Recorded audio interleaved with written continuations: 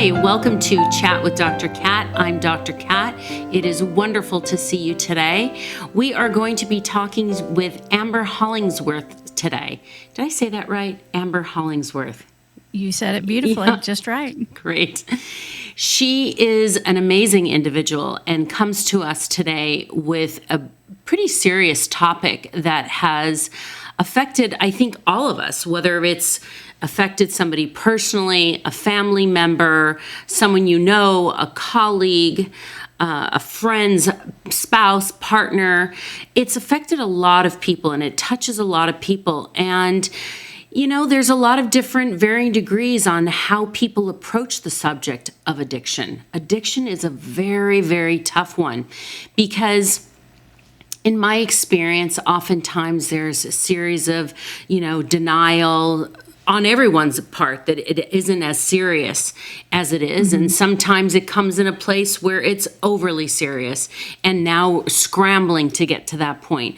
One of the things that really hit hard with me with something you had said, Amber, and you believe no one is powerless and that waiting to hit bottom can hurt more than it helps. We're going to be talking about that. But so we have Amber here today. Just remember, if you have any thoughts or questions, any feedback, go to chatwithdrkat.com. I'd love to hear from you. If you do want it to be anonymous, you can go ahead and put something in there. I will respond either in an episode, or if you do feel comfortable, please write your email in there so I can address you personally. But if you're not comfortable, that's okay too. Just remember, this is all about conversations that need to be had. So we're going to be talking today about real issues. We're going to be talking about real solutions and these things that you have come with and these taglines that we're going to be talking about that are just so impressive. Amber, it's different. It's refreshing. It's not some of these things that we've been hearing about throughout the years that have helped people, but there's a lot that has not helped people. So let's jump into it. What is it that brought you to working with addiction? Well, Dr. Kat, I kind of landed here by accident, which is unusual for my field. Most people that do what I do got here from a passionate place. Most people that do what I do are in recovery themselves. And I landed here in the deep end of the ocean, as I call it, quite by accident. Now, I do come from an addicted family, like hardcore addicted, like aunts, uncles, cousins, parents, all the step parents, and there were many of them. Oh, wow. Like my mom was using meth with my sister hardcore. But that's really not why I got in the field. I do think it helps me in the field to have that experience, but the crazy part about it, Dr. Kat, is I didn't even realize how dysfunctional or unusual my family was until I was already in the field. Because when you grow up in it, it's just your normal. Isn't that wild? It's true. Yeah. It's true. You don't realize anything that is wrong or not right or, issues that can be helped. It's day to day. That's it. It's I just thought I had the cool parents, to be honest. Oh, I'm sure. I'm sure. And everyone else did too. Yeah. Yeah. Oh my gosh. So tell me more about that though. So you decided to get into this. It didn't come from a place of passion, but you'd been working in it and you identified these things as you got out of it. Yes. I had worked with an individual who said it's better to come from a dysfunctional family than to be in a dysfunctional family. And I've always thought, isn't that great? That's great, yeah. It's a good one. And oftentimes, just like you said, you don't realize you're in it until you get out of it. So tell me a little bit more how you did stumble, getting into this. Well, originally, I went to school to be a school teacher, and I taught high school for 3 years. And let me tell you what, that was the hardest thing I've ever done. That was quite difficult. And while I was doing that, I decided I wanted to get my master's degree in counseling. I thought I'd be a school counselor. I mean, I was already in the school system, and that seemed pretty natural. But I couldn't, when it came to internship, I realized, I can't take off an entire year and not work to be an intern and work for free. I mean, there was just a practical side to it. So at the last minute, I changed my major to community mental health counseling so that I could intern in the summer, which did work with being a school teacher, and that made it worked in a logistical way for me.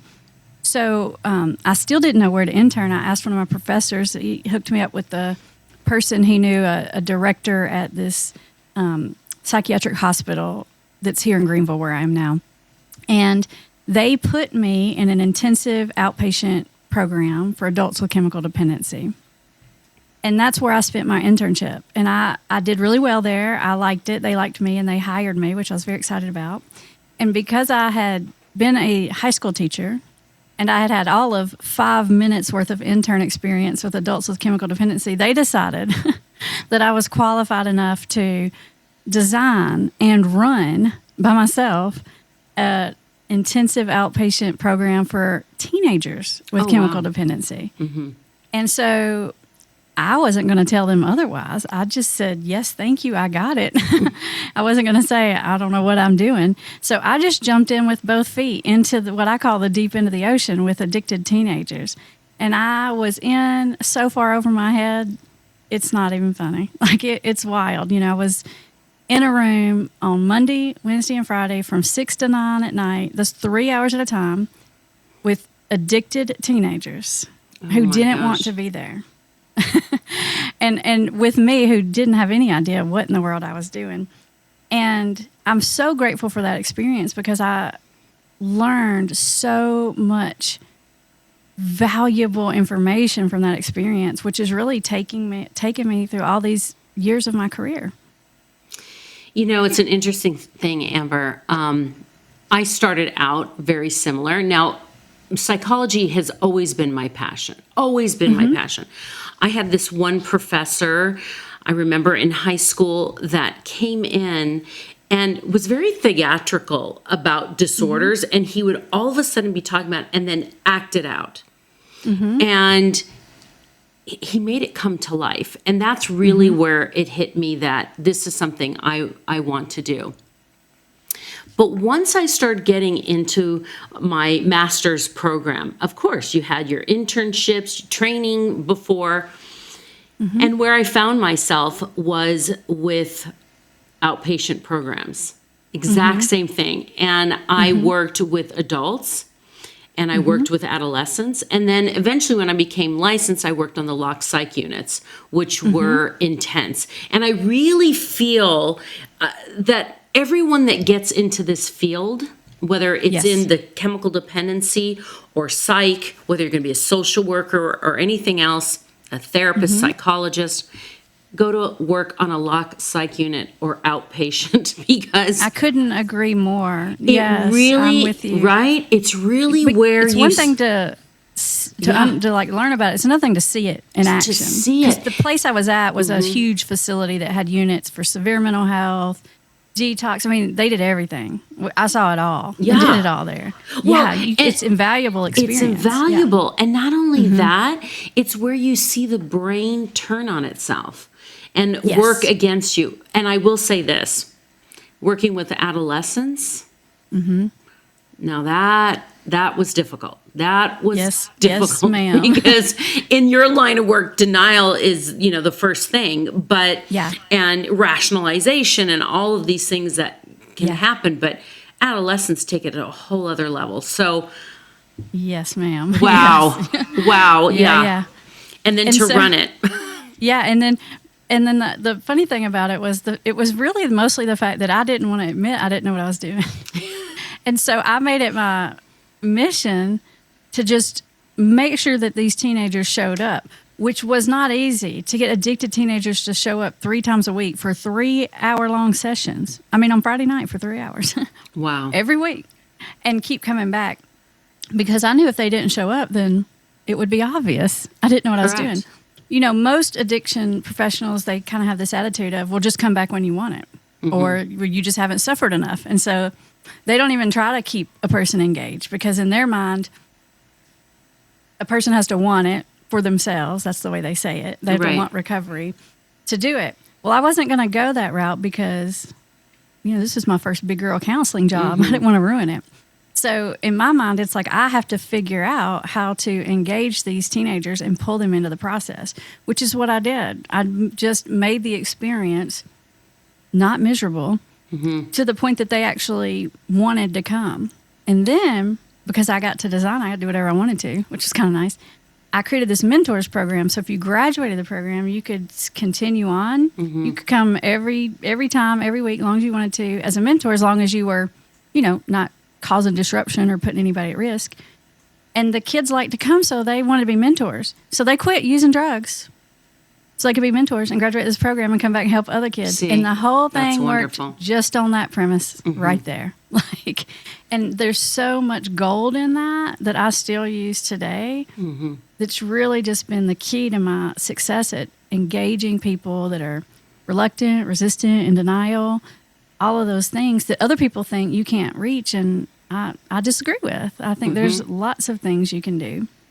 There are lots of things that you can do, and just that simple little thing gets them to take ownership, want to stay sober, and to help someone else. I just think it's great because, we do see that system. When you look at chemical dependency facilities, drug rehabs, all types of rehabs, a lot of the times the people that work there are in fact people who had been through the program.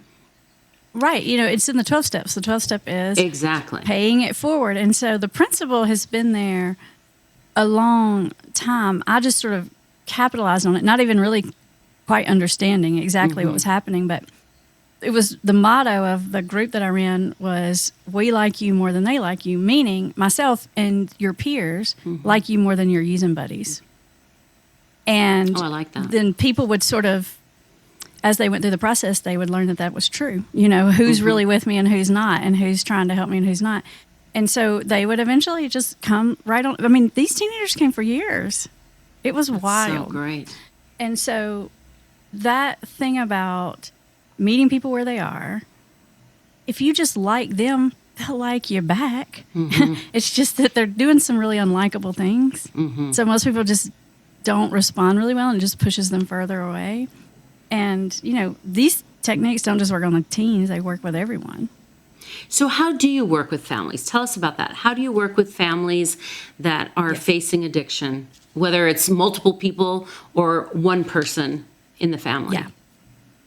So as I sort of went on in my years, I did a lot of things in that hospital. I ran that teenage program for years and years and years. And then eventually I went out and started my own private practice. Because eventually, even though I loved working in the hospital, eventually you're ready for something new. Yes, so very true. I started my private practice. I was like, okay, I'm ready for something different.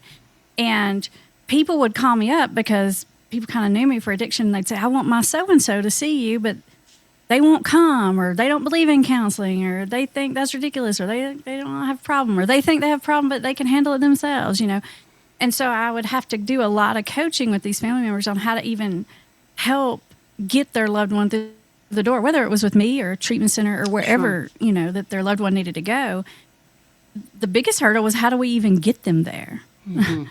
And so I found myself doing a lot of coaching with families on how to even break that barrier. So that's sort of one of the first things that got me involved in families. And then, and this one's a little, I just don't know about admitting it, but I will.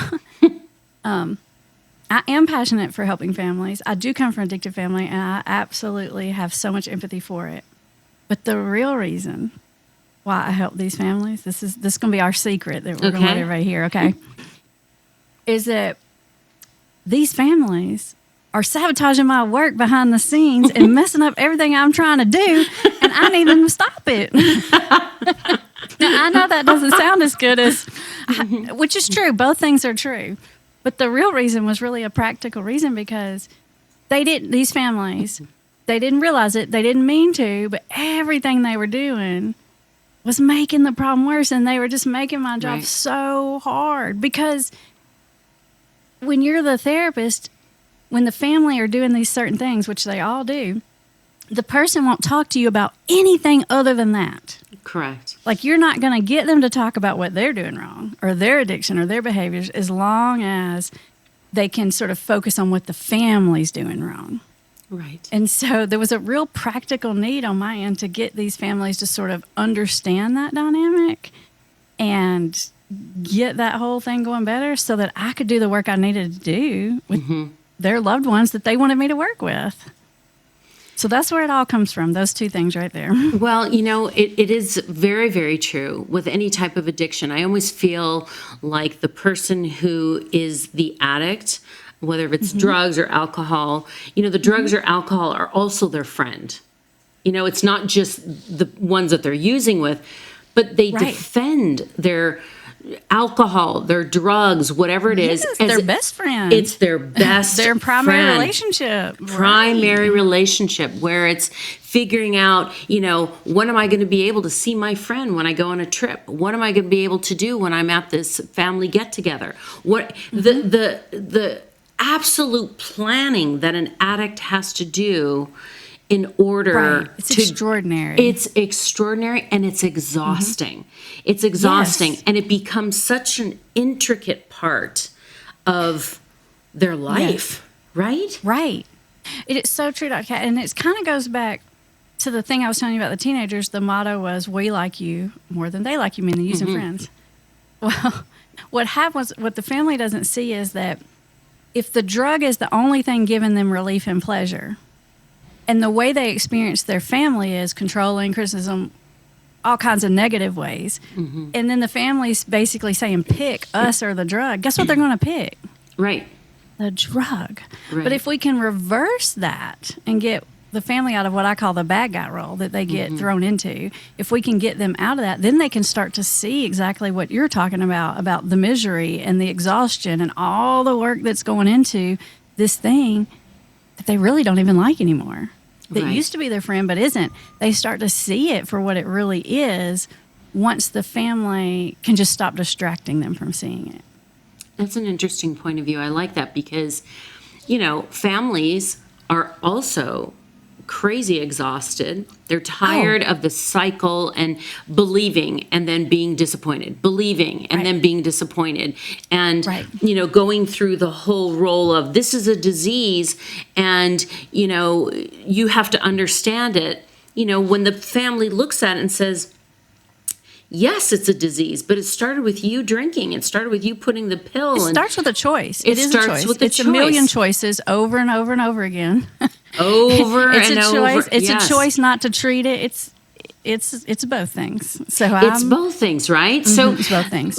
Let's talk a little bit about that because I think that's probably where family struggles so much because, you know, as with each drug use they have or alcohol or whatever they're doing, with each time they say it's going to be better and it doesn't, you know, I get the visual of somebody literally putting the bricks, you know, building the fort to keep themselves completely safe from the other person. So what are some actual things that you do to work with families to get them to break down those walls, to be able to be there for that addict who they're so angry at?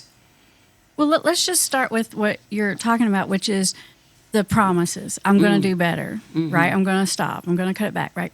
So when that happens, and it always happens, the family sees that as you lied or you didn't really mean it. And that's not what's happening there. Right. What's happening there is, I mean, sometimes they can just flat out lie to you and they never intend to. But most of the time what's happening there is they're lying to themselves. Like they're sincerely mean that they're going to quit and they either just can't and they find that out the hard way. But a lot of times what really goes on is before someone tries to quit, they try all this version of trying to cut it back. I call it bargaining. I'm just going to drink beer and not liquor. I'm just going to do it on the weekends. I'm just going to do it on special occasions. I'm not going to have more than 3. I'm not going to spend more than $1,000 on cocaine, whatever it is, where they try this cutting it back. And people have to go through all of those bargains before they get to the point to really realize, like, no, I'm just going to have to let go of this, like, completely, right? Like, I'm just going to have to break up with you, no friend zone, no nothing, you know, with the drug. And so when families start to understand that when that's happening, those are actually really good signs. And that means we're moving along and we're figuring this out. Instead of seeing it as you're lying and you don't mean it and you're picking the drug over me, then it helps you to interact with it in a whole different way. So like when a person says to me, I'm just going to cut it back and drink 3 days a week or whatever it is that they're telling me. Now, in my mind, I know that's not going to work, okay? Because I've been doing this for years and it just doesn't work. And I wish it did, but it doesn't, okay? But I don't say that. Now, sometimes I'll say, now, in my experience, a lot of times, you know, it either doesn't work or sometimes it works for people. It's so much freaking work, it's not worth it. You know, I'll say that to people. I'm like, you know, let's try it. But I'll say, let's try it. Because, you know, we got to try all these things. And then if it doesn't work, no worries. We'll go back to the drawing board. There's a million things we can do. So you're setting the system up so that they don't feel awkward to come and say it worked or it didn't work, or it worked for a week and then it didn't. And now we can talk about it. And now it makes it safe so that we can actually start to solve this problem. So like if your loved one says that kind of thing, whatever they're proposing probably is pretty rational. The issue is just that they're not going to be able to do it. But you can't tell them that. You have to let the person experience that. And unfortunately, you're going to have to let them try it more than once. Right? Like all these bargains more than once. And so this process, this bargaining process can go on for years and years. There's no way to skip it, but you can speed it up by not fighting against it. Right. Yeah. So then what do you do with people that, you have some people that can say, I am devastated over what I have done to my family. So it keeps them in the using process because the guilt, the shame, the self-hate, self-loathing, all of that, right? You have people that are in that category. But in addiction, you also have people in that category that are like, you know what? I'm working hard. I need you to believe in me this time. I know what I've done, but that's the past. We can't keep talking about the past. You know, as the family is literally rocking and sucking their thumb in the corner, devastated, okay? Exactly. And they want this now smooth path for everyone now to believe them and work. So you've got two different types of people. I know there's shades of gray in between, but it tends to be where you've got one that is in that place that keeps them using, and then you have this other one with this false narrative that everything is fine now, they're the greatest, they're now the expert, and they just don't want to talk about the past anymore because that just keeps them in a bad place. Yet you've got family members who desperately still need to talk about what's happened because they're living in the scorched earth that this person has created. Right. This is such a common thing. It's almost this scenario is almost always the place. This is sort of like early recovery family situation you're talking about here. And it's I don't even see it as two distinct categories of you got the shame-fueled person who can see it, and then you got the I don't want to talk about it. It's actually the same person. I don't want to talk about it is because it's so shameful and painful that it literally sends me into fight or flight. It makes me feel nauseous, and then I want to run. It sends me into a run reflex, which makes me want to use. So it's not even two separate categories. It's like the shame-fueled. Some people have a tolerance where they can actually admit it and say it out loud, and some don't. And most of the time what it is just how far into sobriety they are. Early on, most people do not have the capacity to really own it. Even if they know it deep down inside, they can't verbalize it to the families in the way the families want and need to hear it. And trying to chase that from the person really is very counterproductive. So yes, I see that. It really is because they're really, and the thing of it is when this is your loved one, this has been going on for years. And you, like you said, you're like in the corner, like rocking, sucking your thumb, whatever, with your blankie, just trying to survive. I totally get that. And so when the person finally gets sober, it's like finally, you've been emotionally abused. You've been carrying the responsibility load for you and them for years and years. There's so many things. And so when this person's finally sober, you're like, okay, finally I can hand you back these pieces. And now you're better. And holy gosh, thank God I can't take this anymore. Here you go. Well, that doesn't work. Right. Because this person is still so fragile that it's like you have to hand them one piece at a time, like juggling. I like I want to throw you one ball until you get that down, and that one ball is just being sober. That's it. Until you got that solid, and then I'll hand you one more, and then I'm going to hand you one more at a time, so that you get used to juggling 2, and then 3, and then 4, and that process will work so much better. And I get why the families want that and need that, but it blows up on them, and then the person gets defensive and they say, that's the past, and if you're never going to forgive me, I might as well just keep drinking. And then that makes you feel worse. Right. Because that's exactly what they're going to say. If they don't say it, that's exactly what they're thinking anyways, whether they say it or not. Well, and it's just one excuse to start drinking again also. Right. Shifting what that I blame. teach families is, how do you get what you need from someone? How do you get a person to make the changes you need without stepping on those defense mechanism landmines? Because that's what it's all about.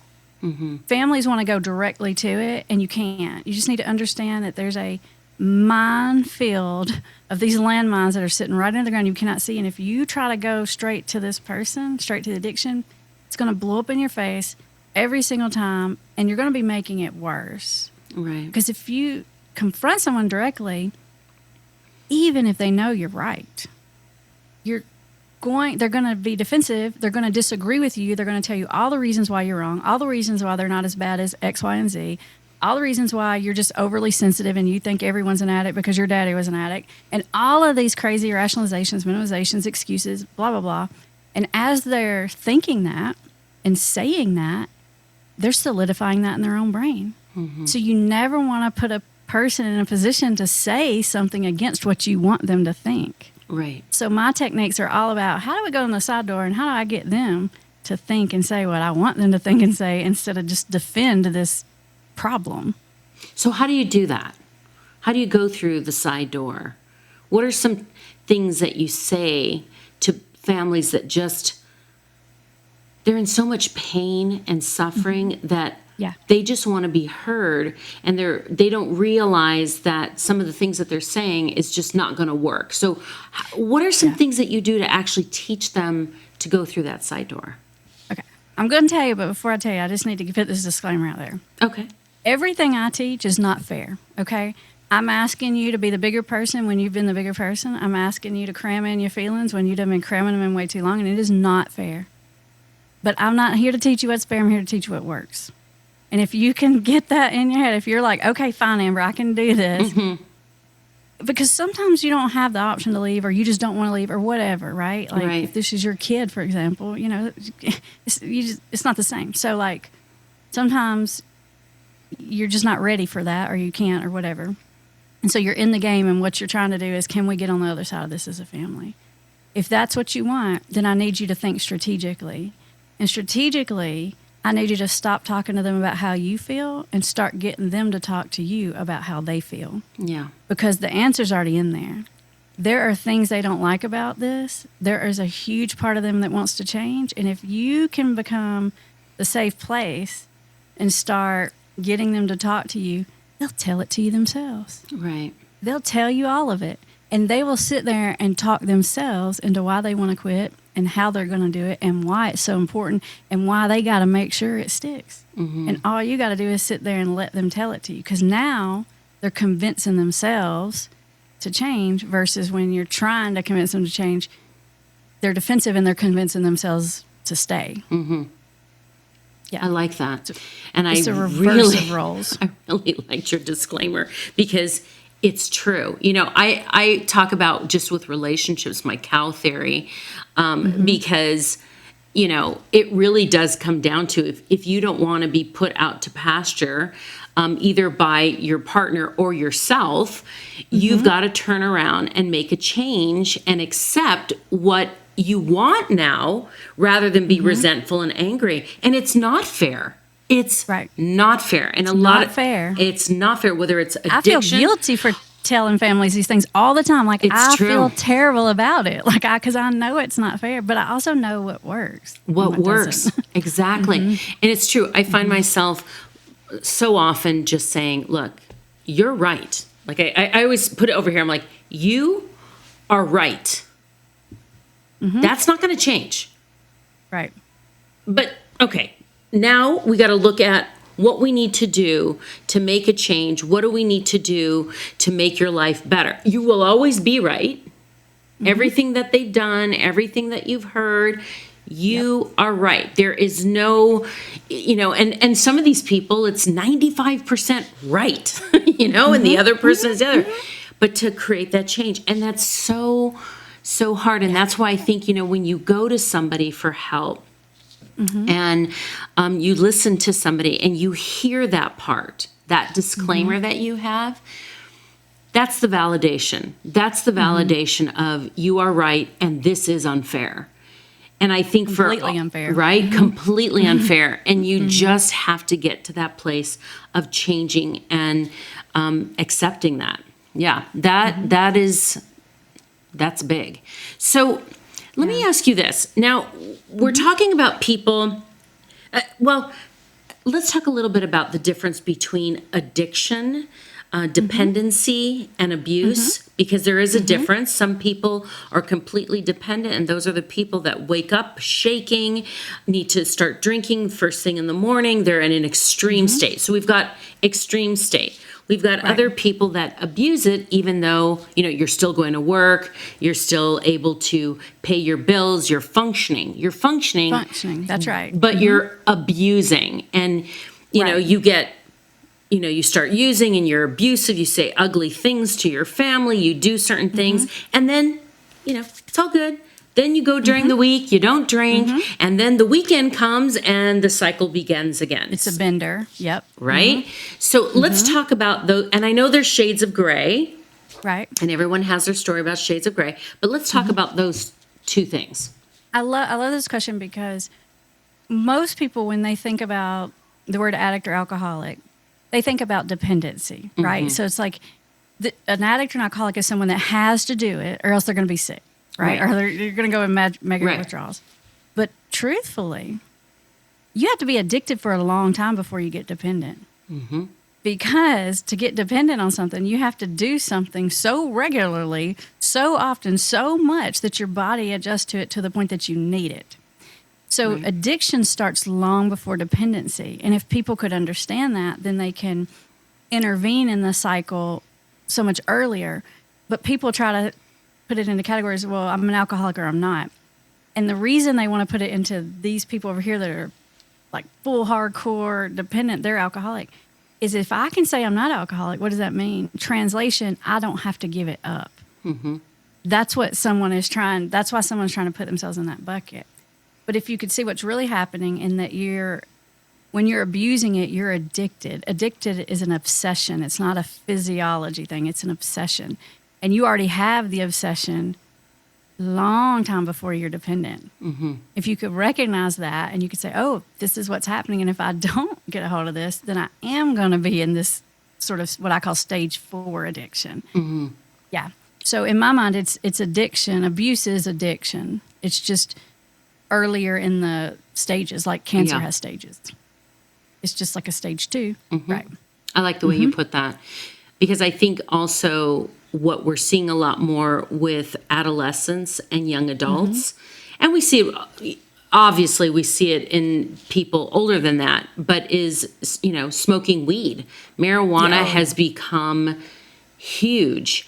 And marijuana is a bane of my existence. Oh, it's the hardest thing I treat. Why is that? Let's talk about it. Because, for all the parents that are listening and everything else, I'll tell you this on a little quick side note. I have this one person that I'm working with that has been dealing with, a lot of people that I deal with anxiety, deal with depression. And then they say, oh, yeah, I started on this medication now. Okay, this is going great, but I'm still smoking weed. Okay. So a lot of times I send them TikToks that people are just like straightforward.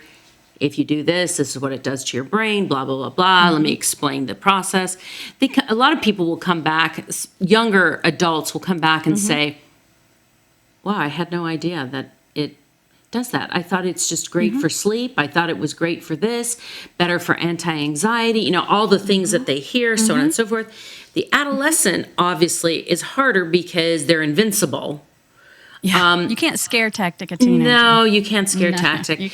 And, and then you see them pulling up. Like, I see them, I'm sitting at the car wash. They pull up in their car. They open the doors. It's a hot box of, I'm like. It's just smoke rolling out. Yeah. That is driving under the influence. I want to be able to just, hi. But. So we've got a real issue. We've got a real issue with weed. So tell me, what is your perspective on that? The reason I say it's the hardest thing that I treat, it's not because it's the hardest drug for someone to stop. It's the hardest drug to get someone to see that they need to stop. I like that. Say that again. Say it again. It's not because it's the hardest drug to stop. It's because it's the hardest drug to get someone to see that they need to stop. And the reason that is because it takes over your life. It impacts your life negatively, but it does it so slowly, you don't connect the dot that the reason your life is sucky and you're so depressed and you're so miserable is because of the weed. You really don't connect the dot. It's like if you're going out and doing cocaine and you're spending all this money and you're making all these bad decisions and you're getting arrested, you can connect the dot to the unmanageability in your life to what's causing it. But with marijuana, it's very slow. And the metaphor I use for it is it's like when you're in the ocean and you're a kid and you're out there playing and you see your parents on the beach and you wave at them.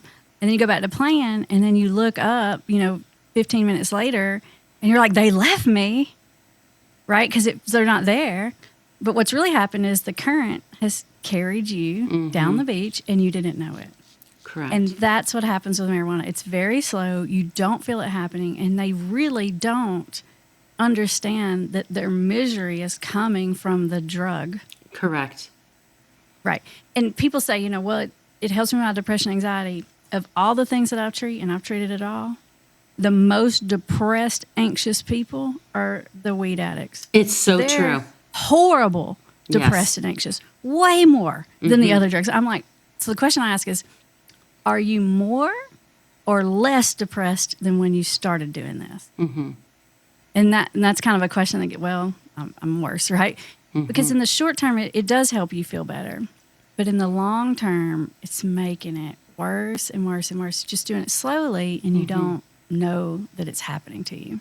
No, and what's frightening about this drug is that people can be using this for years and they're wondering why they're not functional or why they're not successful or why they're not happy. And it just keeps them going and going, and the anxiety. And, it is interesting because in the moment when they use the drug, it's this feeling of, oh gosh, now I'm relaxed. Relief. And then, but the effects after the fact, they just don't see. And it's because when they use it, it's, again, not like another drug where you're chasing the high, and you do have to eventually, use more and more frequently, but they don't see that trap.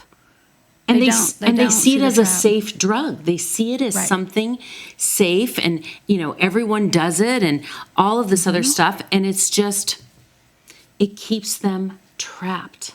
Keeps them stuck. And I'll say to people, because when people have a valid point about something, I never try to tell them it's wrong, right? And they'll say, well, weed isn't going to make you do this or that. And I'll say, what, you're right. Weed is not going to make you hit a bottom like other drugs, but it'll keep you from moving forward. And wherever you are in life, when you start doing it regular, you're not moving forward from that point. Exactly. Say, yeah, you're right. It keeps you stuck. And then because you're stuck, you become progressively more depressed. And then the biochemical reasons why. And then you're depressed, you're anxious, you're stuck, and you don't understand why you're not getting anywhere. And no matter what people tell you, whether they're angry with you, sad with you, frustrated with you, you can't see it. You just defend the best friend. You defend that best friend because they make you feel better for that moment. But we're seeing this so much with kids, going to college. And I think we see it more. It's interesting. I bring up the pandemic as often as I can because people still don't realize how much it has affected the children, adults as well. I mean, I'm not as social as I was before. I'm actually kind of grateful about that. But, it slowed me down. But the effects that it has on kids, you've got those middle schoolers that have now go to college. They go to college, they stay a semester, a year, and then they come back home. And then when they're there, they're getting involved in smoking weed because it's so acceptable. They're not being social and maybe going out to bars. They don't have the fake ID, that whole thing that goes on. So they smoke weed. And it And just, in their mind, they're doing the safer thing, right? Correct. I'm not drinking and driving. I'm not going out and I'm just chilling I'm at just my apartment with my buddies, exactly. right? Like, it feels like I'm irresponsible. What are y'all talking about? Yeah. Right. And those kids that were trapped in their room and, maybe going outside smoking weed or, because so many companies, or at least in California, you could call Uber Eats and also get weed dropped off, which is insane to me. I know. It blows my mind. Yeah. But, and no offense to Uber Eats at all. No, we love you, Uber Eats. Right. We love you. We love you. But in reality, this is what was happening. Still wild. Yeah. Right. And so, it kept these kids isolated. And then after doing this to them, we put them back in an environment with teachers that still were not back to where they needed to be. They were still struggling. That's a new word. Maybe struggling. Right. Yeah, that's going to be another, word. I like it. Struggling. Yeah. So, we put them in this environment and then we've expected them to then step away. So why I say this is because a lot of the people I treat, the young adults, they have this history of smoking weed for a long time and they're 19, and they've got this massive And they've history. been doing it since they were 14 or 15. Which is huge. And Right. I don't think a lot of times people get the impact of that and the effects on these kids. And then we're wondering, why are these kids not getting their driver's license? You have some groups that are hit 16, California 16, they're out there. And then you got these ones that were in, It's 6, sort 7. of like this failure to launch epidemic is what I call it. Epidemic failure to launch. I like that. Because it's true. And I think a lot of it does circle back to weed. So I'm glad you've talked about weed. And what are some other things, like when it comes to weed smoking, what are some other things that you use with people to get them away from smoking weed?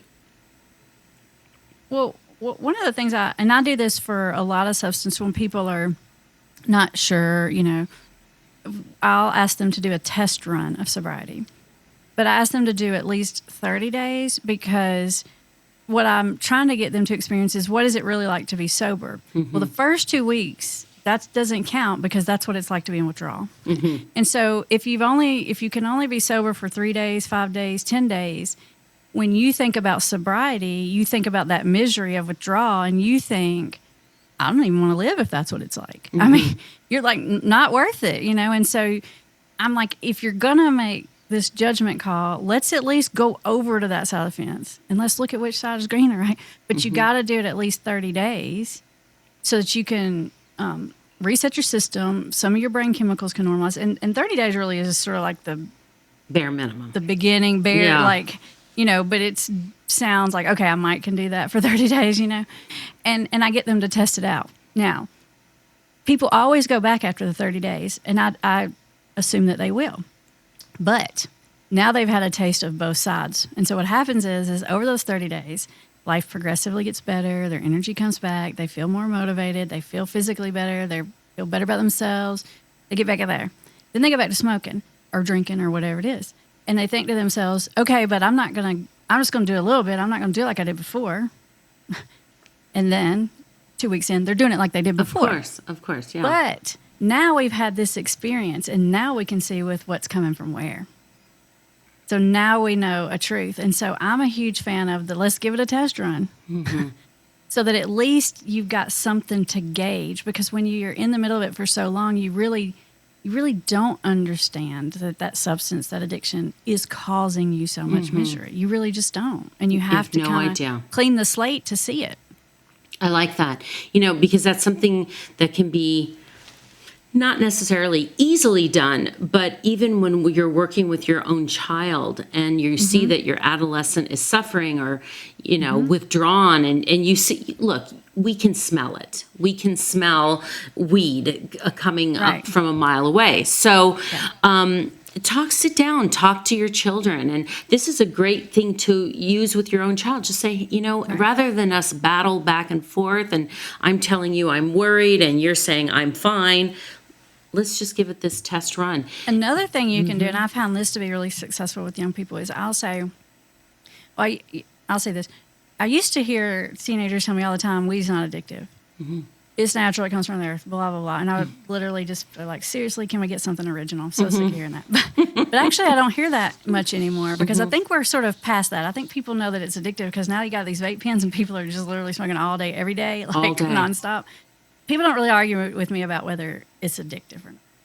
But they may not think they're addicted. They're not addicted. So I'll say, have you ever known someone that had a problem with weed, that was addicted to weed? And they'll say, yeah. I'll say, how did you know? And I'll let them describe to me this person. You know, they're 40, they're in their mom's basement, whatever, you know. They're still going to the high school parties with me and they're old, you know. They'll say, I'll say, yeah, that's right. And then I'll say, how would you know if weed was becoming a problem with you? And then they'll lay out this set of scenarios. Well, if I stopped going to class. Well, if I lost my girlfriend over it. Well, and they'll lay all these things out. And I'll say, good. And the reason for that is because when they cross those lines, if they cross them, they're going to see it because it's their words, not my words. Not if you're doing this, you have a problem. It can't come from me. It has to be theirs, their lines in the sand. And so it puts it right in the front of their brain.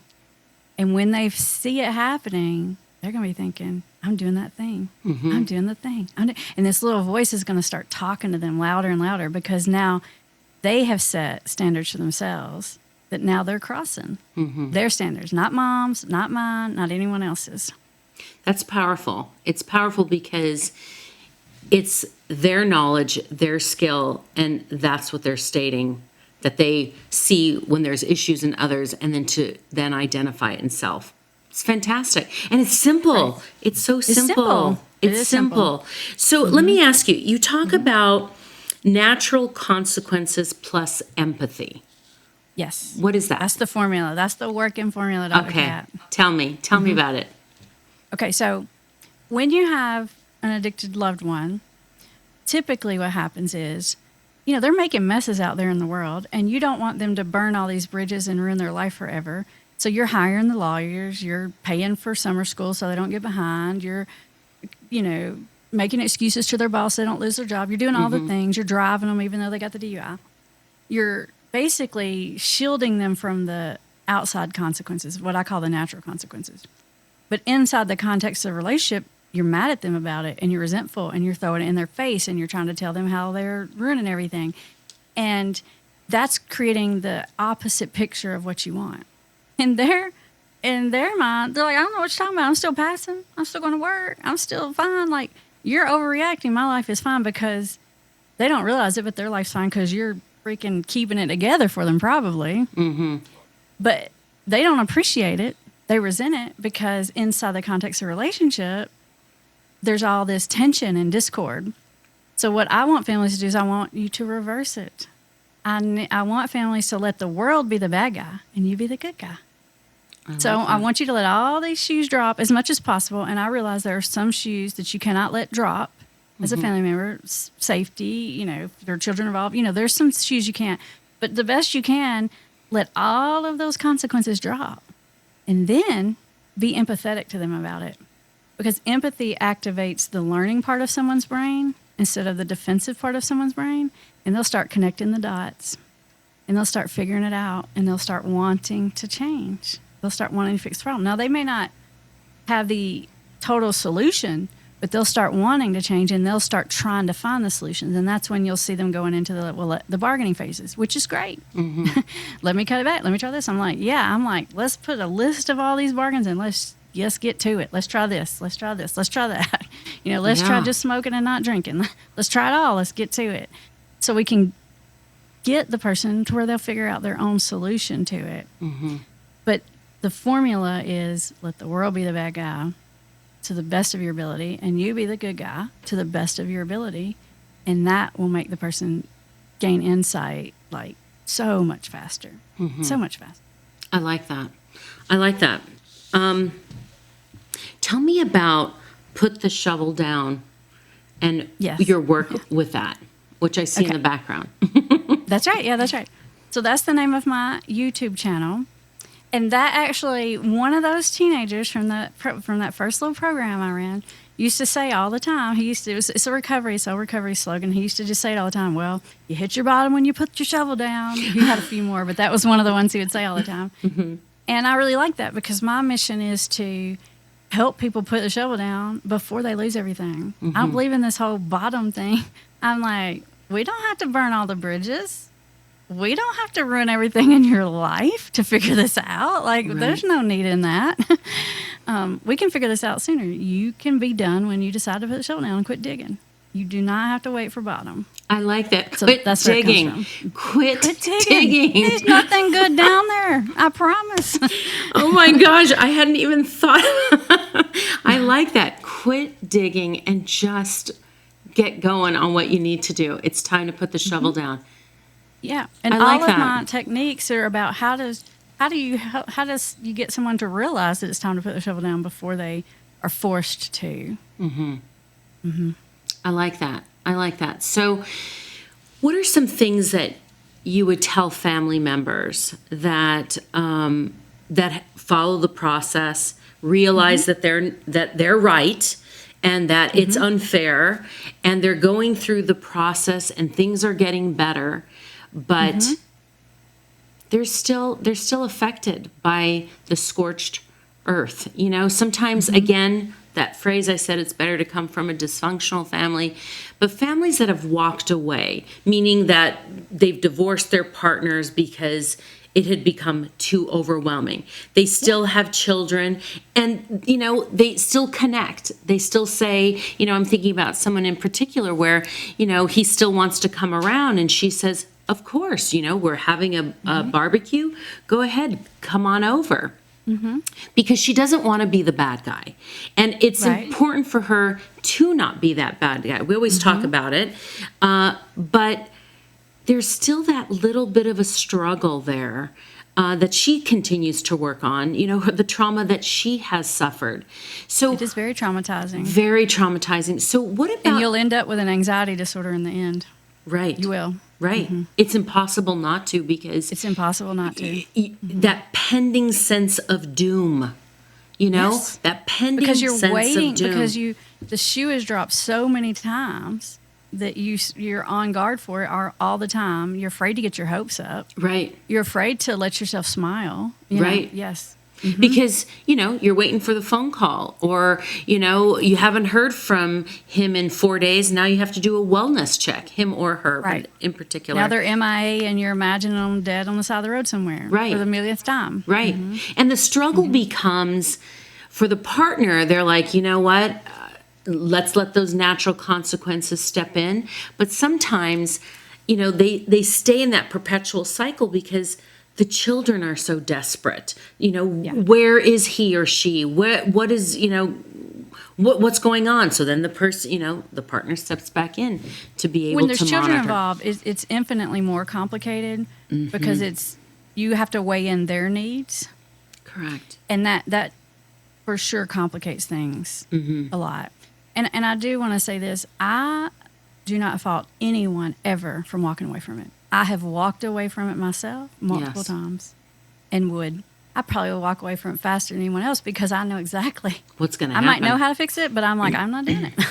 So when I tell people this, I say, listen, I'm not telling you have to do this. I'm not even telling you should do this. In fact, I don't know that I would. I'm just saying, if that's what you want to do, this is how you do it. Correct. And I think that's such a big part of it, because I think whether you're dealing with addiction and addicts, sometimes even just narcissists, where they create so much chaos and destruction. And normally the role of the partner or the family is there, you know, with their sweeping it all up, clearing it up, and then to create peace while they're living in hell.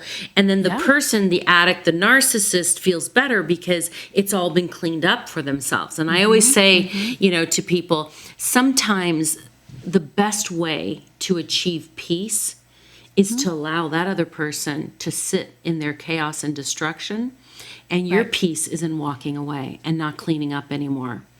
So, and so that's when you feel that piece, that sweeping up gives you that false sense of fixing. At first, it doesn't feel. At first, it feels uneasy. Like I'm thinking of an example as you're saying that. Like, we do this thing about every 8 weeks called the Denial Breakthrough Challenge, where we help people with functional alcoholic spouses get through their denial. Mm-hmm. Well, in the last round of that, one of the people in the challenge was telling me that they told their husband, "You cannot drink in the house because I don't want the kids to see it." Because what would happen, and this is super typical, the husband waits for the wife to go to bed so they can drink like they want to drink. Of course. And so after everybody's in bed, it's their time, right? And then the drinking is on. Well, then they pass out on the couch, and it's not attractive, and the kids wake up and they see that. And so she tried to stop it by telling him he couldn't. Well, that ain't cool. And then she tries to protect the kids by cleaning it all up. Mm-hmm. And I said, what I want you to do is I want you to let him wake up exactly like he is. Mm-hmm. Spilt all over him, bottles in the floor. Let him wake up because he hears the kids eating breakfast and feel himself like that. Yes. You don't say anything. Do not say anything mean. Don't say you did it again, because if you do, you just ruined everything that could have happened there, because now they're just pissed at you. Correct. And they missed the whole point. They miss that opportunity. And it's important sometimes to step in and say, okay, you know what, if kids say, wow, what happened? Dad, what's wrong? Let the kids say that to the dad genuinely. Don't tell the kid to say it. Right. No. Let it unfold. Don't put your kids in a situation where where they're unsafe. Okay. Correct. There are lines to this. But these little lines right here, these are balls you can definitely let drop. It's They're true. going to help the situation. Mm-hmm. Because sometimes the addict needs to see and feel that sting of the children realizing that you're not this, you still could be a spectacular human being, but this serious issue that you have come to light. And it also becomes this teachable moment for this child of, this is real. Right. I mean, you don't want it to be their life, but one of the ways I say it is like this. I think of guilt and shame like on a gauge, like a gas gauge in your car. So guilt would be right there in the middle, and shame would be in the red. Mm-hmm. Shame is so severe, it's so uncomfortable that people just want to medicate it away. So when you make someone feel shameful, it backfires on you. Mm-hmm. What you want is for them to naturally experience their own guilt, because guilt is like strong enough that they feel that uncomfortableness, but not so strong that they immediately run from it, minimize it, medicate it. Shame is just so uncomfortable that you just make it go away immediately, whatever you have to do to make that happen. So that letting that father wake up and see himself in that state, that makes him feel guilty naturally. I see. Yeah. And guilt motivates people to change. Shame like motivates this. people to run away. Yeah. I like that, because there's a fine line between those two. Mm-hmm. Mm-hmm. I know when you look at that gauge, but it can be such a fine line between those two. And it's learning how to allow that guilt to naturally happen versus attacking with shame or doing that. I like that. I really, really like that. Is to not interfere with the guilt process. Mm-hmm. Do not intervene and deflect that guilt by being a bad guy. Because as soon as you do, now they got something else to think about. Mm-hmm. It's like when you're in trouble and your mom and your daddy said, go to your room, think about it, right? Instead of whipping you. If they whip you, you're just mad at them and you think about how unfair that is. Mm-hmm. If they just don't even say anything, you just feel guilty, and that works. Right, yeah. Right. It's like a heat gauge, right? You want it to get right there in the middle, strong enough that they feel it, but not so strong that they run from it. I like that because, all of these techniques, all of these skills, all of this awareness that you brought today is amazing, because people just do not realize that are in it, how many years and years and years can go by of them sitting in this addiction. And again, big shades of gray between, the extreme like we discussed, but they sit there for so long so long, and the family endures a lot of this, that they sit within it. They sit with the struggles. They sit with the lack of success. They sit with the fear, the anxieties.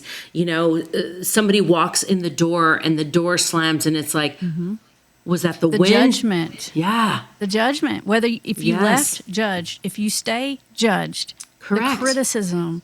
The judgment of every other family member. Oh, there's like layers and layers and layers. Layers of judgment. And I think that,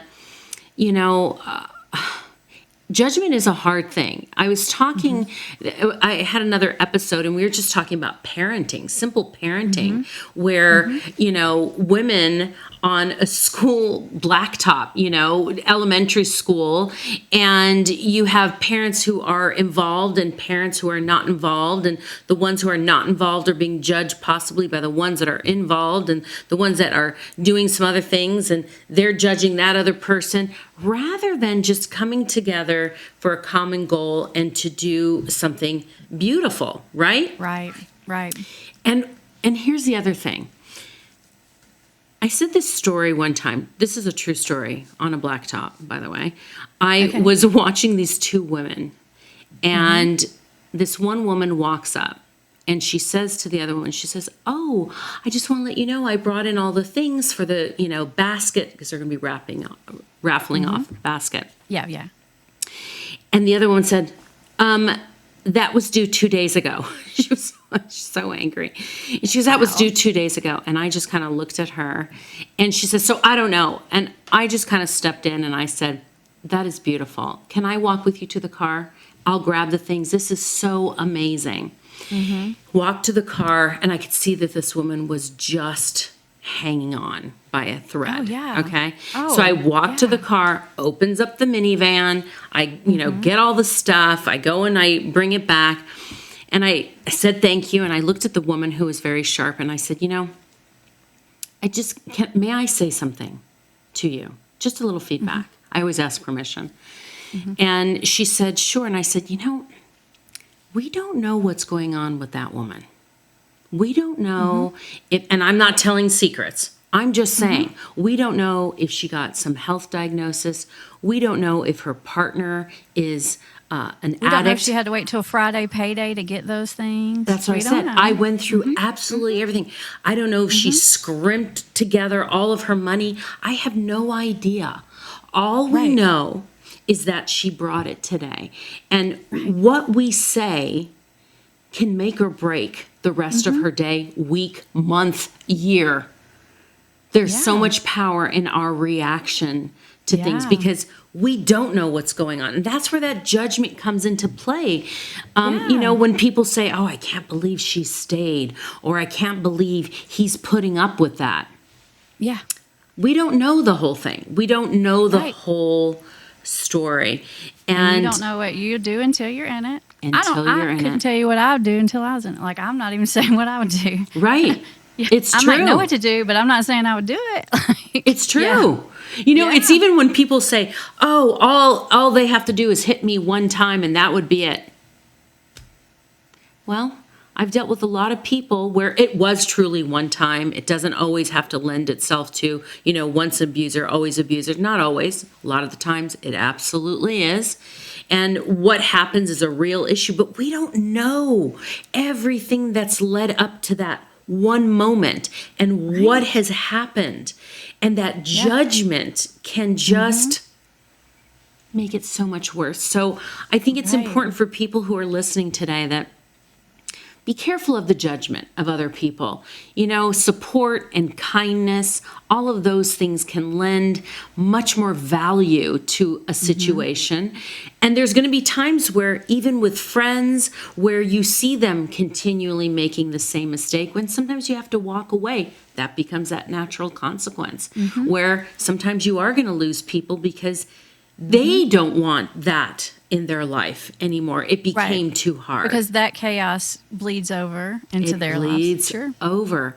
So what do you do on that note? What do you do with people that don't understand when people start to leave their life? Do you have that when they start saying, I don't know what's going on. I've lost all my friends. Why won't they support me? Do you see that? I feel like they usually know why that's happened. They may disagree with it and they may not like it and they may be mad at the other person, but I don't know that I've run into it where the person really truly doesn't understand it. Why? Yeah. But they're defensive over it. But they are defensive. That's exactly right. Right. Like let's say you're on and off again with your boyfriend and you're constantly complaining to your friends about how terrible he is, and you go back 10,000 times and your friends are just like, I can't listen to this anymore. Yeah. You know, you kind of know that. Mm-hmm. Now, you might not agree with that, but you sort of know. You know, that's why I always say with people, you don't need to air your business to absolutely everyone. You know, find somebody that you can talk to who's the expert, sometimes even talking to family members because they're responding from an emotional standpoint of protection of that person. From a family member's perspective, which is to guard you, to guard. look out for you. Yeah. Yes.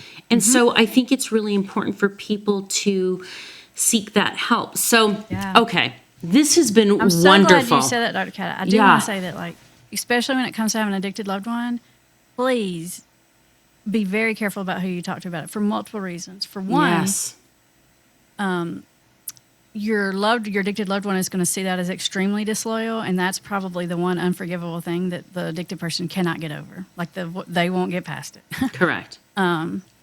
And two, because you don't realize it, but you're talking to all these people, and especially if your person's a functional addict or an alcoholic, what a lot of times family members don't know is that the addicted person went to everybody else in the family and complained to them about you because you're in the bad guy role and told them how crazy you are, how controlling you are, how nothing they ever do is good enough, and how critical you are. And then when you go and you say something to a mother-in-law or sister-in-law or whatever it is, they don't believe you. Right. And they're sabotaging you. You're like, I'm trying to get them to see this because they're enabling the person, but they don't know that the addict's already beat them to it. Right. And now, because you're complaining, now you're like giving evidence to prove all those things that he or she said about you. And it backfires on you. And if you decide you're not going to leave and they do believe you, then they judge you for staying. Of course. Of course they judge you for staying. Super careful. Pick one or two trusted people. Absolutely. You know, everyone I treat, no matter what it is, you know, I'm dealing with a pregnant woman who is just dealing with simple depression and anxiety. Be careful with who you speak to. When you're dealing with addiction, do not let everyone know. When you're dealing with depression, because that's another thing, depression, anxiety, which a lot of times that can follow through in like a triple diagnosis with addiction. And here's the thing. Most people don't know how to deal with you. They don't know how to deal with your addiction. They don't know how to deal with your depression, your anxiety, your bad relationship, your fibromyalgia. No one knows. They're not an expert. Unless you come and speak to somebody who is an expert, people don't know. And so it leaves them uncomfortable because they don't have the answer. And then eventually it becomes, oh my gosh, here she comes again, and I don't know what I'm going to say. Right? And so you have to be careful. And then on the other side, is that when we look at relationships, love is the icing on the cake. I always say this, love is the icing on the cake, but the true foundation is trust. And if you are out speaking behind your significant other's back, that breaks trust like no other. That's the disloyalty right there. There. That's the unforgivable for a lot of people. And what's hard for the partner of an addict is that that addict is right. That addict becomes right. And because you went out and you broke all this trust. So it's, and you're talking to everyone in the church because you're trying to get everyone to approach your addicted person and talk to them. Because you think, well, if their friend talks to them, it's going to talk some sense into them. But man, that will put you in the bad guy role in a way that you might not can get out of. No. And never come back from. And, you know, sometimes I think it's not only do they want them to talk, I think that person just wants to be maybe coddled a little bit. They go through such a rough... heard and understood. Right. Because they're being gaslit at home and told they're crazy. Correct. Oh my gosh, gaslighting. That's a whole other, episode alone, just gaslighting, which I have done one on gaslighting, because it truly leaves the person feeling crazy where that word originated from. But, sometimes people just want a hug. And I always tell people, look, seek out therapy. Mm-hmm. Because even when I have friends come to me and they say, hey, can I ask you a question? Mm-hmm. I usually respond with absolutely, but I want you to know, do you want me to answer from your friend or from the professional? Because it's going to be a different answer. So good. Mm-hmm. And so because your responsibilities and roles are different. Oh, and you may not want to, right? I'm here to make you feel better, right? And love you. That's what I want my friend to do, right? And take your side, no matter what, right? I'm on your side, right. Yeah, I know. I've been in situations where I've been there at a house and couples are fighting, and my friend will say, "Oh my gosh, can you believe it? Did you?" And he was blaming this. I'm like, well, you kind of did do that.